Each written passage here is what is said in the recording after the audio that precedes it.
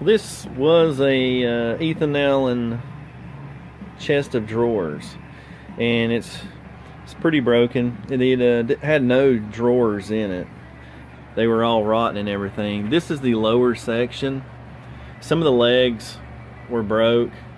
I thought about fixing them and everything, but I thought, well, it ain't gonna be even close to the original, so it's not even no point in doing that. But there's a lot of stuff that's broke, like some of this in the back's broke, and the top was actually worse than the rest because.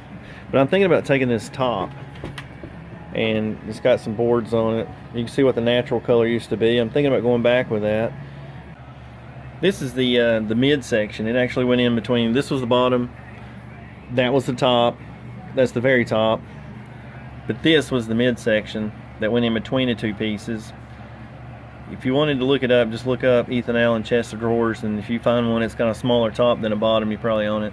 But this is one of the legs I was telling you is broke. This one's actually nice and fixable, and I've got one glued up just to see if it would be repairable. It's not that one. That one's a good one. It's one of those down there. But I don't know. These look alright, but I might just reuse them on a different piece of furniture. What I'm going to start on now is, this is just a flush cut saw, Japanese saw. Yeah. But anyway, I'm going to cut this tenon off right here, just because I think it'd be the best way instead of trying to get a circular saw going on it. There's little nails right here in the top, and I'm going to probably get rid of those, and I'm going to get rid of this panel too, but I'm going to pull those nails and put screws in when I put it back together.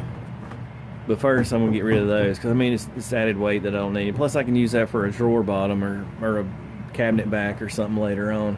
But right now I'm just going to use this saw, cut this tenon off, because I don't need it. It's going to interfere with the top.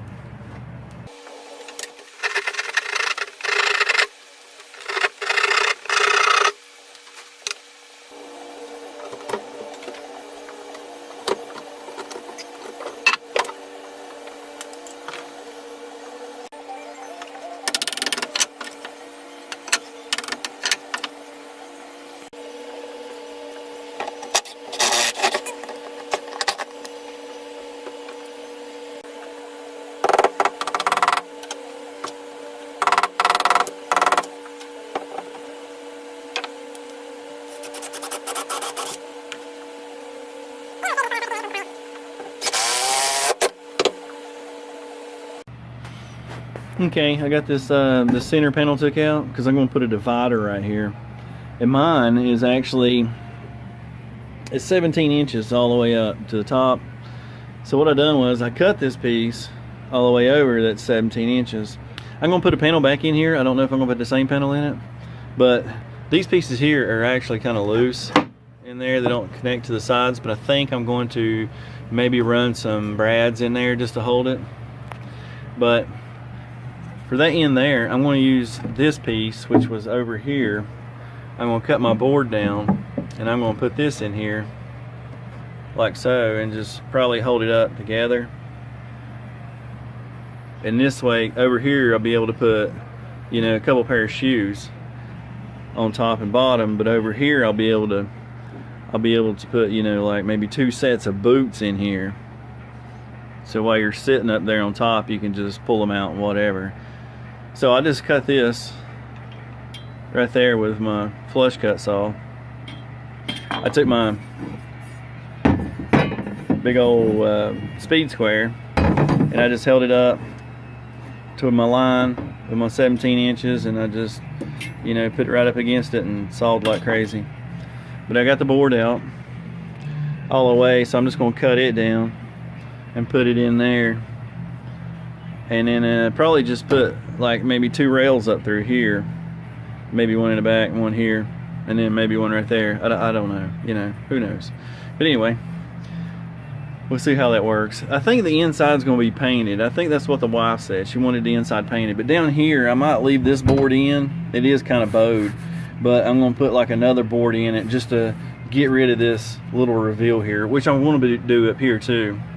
I don't know what kind of wood I'm going to use there. I'll just have to see what I got, just to kind of flush it up, because it's going to have, I don't know what that is, maybe a 1/4 inch or a 3/8 gap. So I'm going to try to get rid of that. It's funny how they put furniture together.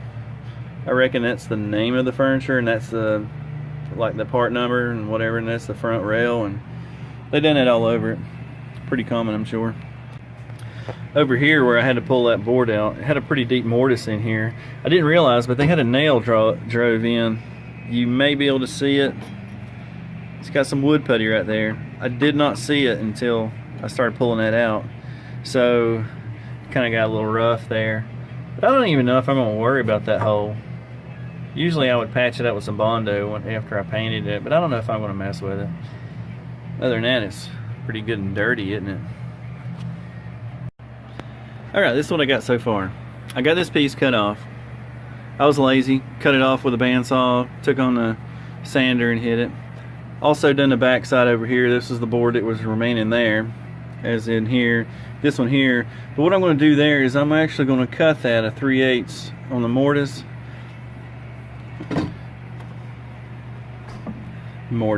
What the hell am I talking about?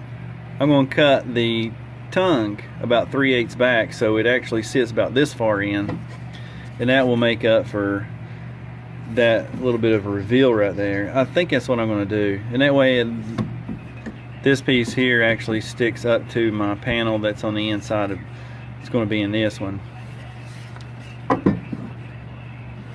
because my whole plan is to have a panel in here and then have a panel in here too. I don't know what I'm going to do here. I'm thinking about leaving that, but maybe painting it or putting some kind of decorative item in there and pouring epoxy over it and doing it on the same level up here too. I don't know. I reckon I'll see what I can come up with. Update. I glued these back in the top where it had this panel in here, so I glued these up against that wall where I cut that tenon off, just for strength on that wall. Plus, it gives me somewhere where I can just, you know, screw the top back down.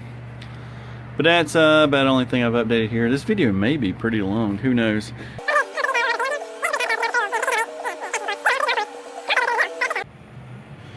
Well, I've installed stripper on it. This is the second coat, and it looks like I've got about as much as I can. That's just shellac. When I first got the piece of furniture, I thought it was lacquer, but it turned out it's not. I hate shellac. I don't know how many times I've already said that. I forgot to say earlier, once you get all the stripper cleaned off of it, the biodegradable kind, it smells like oranges or lemons or whatever. Once you get it cleaned off, what you need to do is go over it with a couple coats of either denatured alcohol or rubbing alcohol. Get all of it neutralized. Works pretty good. I ain't got too much sanding to go.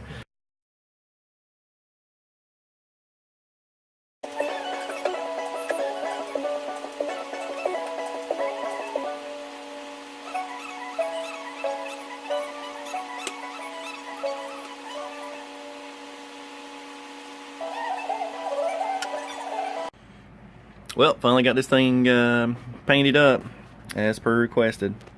All it is 4 coats of paint, I think, because this paint is real junky. I don't like Olympic paint at all. It dries fast though.